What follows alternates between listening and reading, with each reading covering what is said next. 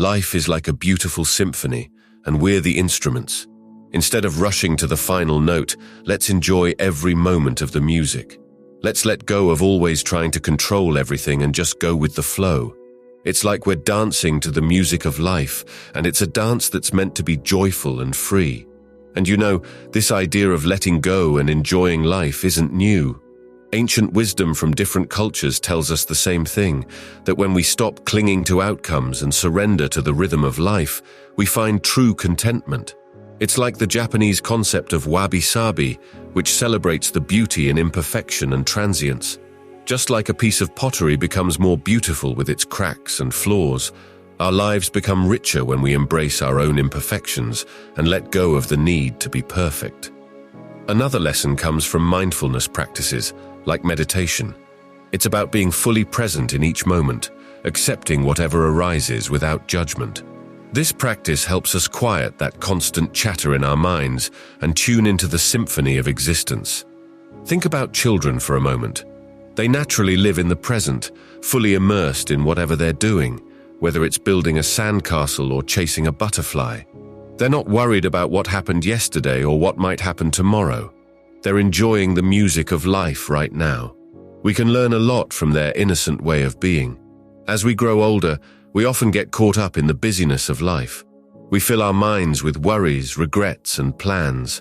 But what if we took a step back and remembered that life is a dance? What if we approached each day with the curiosity and wonder of a child, eager to explore the world around us? Now let's talk about that idea of dying before you die. It might sound a bit strange at first, but it's a profound concept found in many spiritual traditions. It doesn't mean physically dying, of course. It's about letting go of the ego, that part of us that wants to control everything, that thinks it's separate from the rest of existence. When we die, in this sense, we let go of our attachment to outcomes and surrender to the flow of life. We stop trying to force things to happen and instead allow them to unfold naturally. Think about music. It's like playing and having fun. You sit at the piano and it's not like you're working hard, right? It's not like when you travel, where you're always in a hurry to reach somewhere. We're always trying to get from one place to another as fast as possible, especially now with airplanes making travel so quick. But you know what happens? When you rush so much, the place you started from and the place you end up almost become the same. So the whole idea of going on a journey gets lost. The real fun is in the journey, not just getting to the end. Now with music, it's not like you're trying to finish a song as fast as you can. Can you imagine going to a concert just to hear the last big crashing sound? That's missing the whole point, like going dancing just to hit a specific spot on the floor. Dancing is about the entire dance, not just landing in one place. Have you noticed people who work really hard to save money for retirement? They think, once I'm old, I'll enjoy life. But guess what? When they finally get there, they're often too tired to really enjoy it. It's like we've tricked ourselves along the way. We thought life was this serious trip with a big goal at the end, like getting a good job or going to heaven after we die. But here's the thing. We got it wrong the whole time. Life is more like a joyful song or a dance. See, people are good at predicting things because they know about time. They can look back at history and say, this might happen again. But this ability comes with a price, anxiety. We worry about the future, and we know that everything will eventually fall apart. So, even though we're good at predicting, it makes us nervous. Now imagine if we changed our way of thinking. Imagine if we saw life as a big, beautiful melody, like different types of music or games. Each one has its own style, just like each person has their own way of living.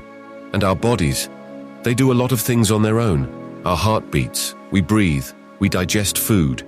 We don't need to control all of that. We need to trust ourselves more, trust that things will happen naturally.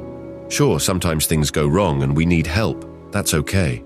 But most of the time our bodies know what to do. It's like dancing. When we embrace this idea of dying before we die, something magical happens. We find a sense of freedom and liberation. We no longer carry the weight of the world on our shoulders. We let go of the need to constantly prove ourselves or seek approval from others. We start living from a place of authenticity and spontaneity. This transformation is often called the dark night of the soul, a period of intense self-examination and inner turmoil. It's like a caterpillar going into its cocoon before emerging as a butterfly.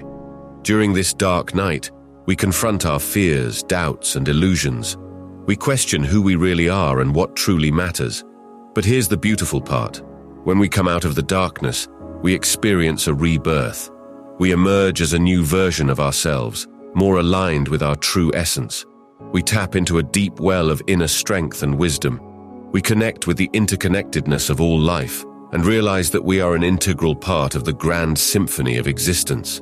So, my friend, the secret to life is to embrace the dance, to let go of the need for constant control, and to surrender to the rhythm of existence. It's about living each moment as if it were a beautiful note in the symphony, savoring the music, and finding joy in the journey. And when the time comes for our final bow, we can do so with a heart full of gratitude, knowing that we danced our way through the grand masterpiece of life.